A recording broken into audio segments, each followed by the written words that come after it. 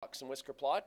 Plot number 2 is on using the transform data where I added a touchdown to every team. It's a box and whisker plot.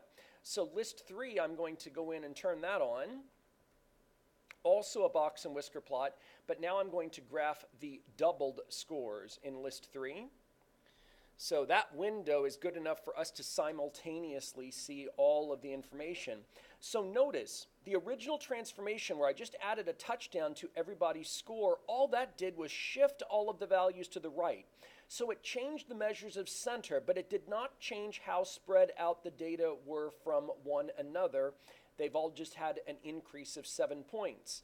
Understand, though, that when I multiply all of the data values by the same amount, when I double all of those data values, it does change the position of the values relative to one another. So they are twice as far apart now. So here is the old IQR of 11. We could trace that if we wanted to see it. So the original IQR up here ran from 17 to 28. That is 11 points wide. If I press the down arrow, the new IQR is from 56 to 34. It's 22 points wide. And you can see the doubling on the screen. This box is twice as big as this box here. So when you multiply all of the data values, that affects not just the center. The measures of center are also multiplied by that value, but also the data become more spread out.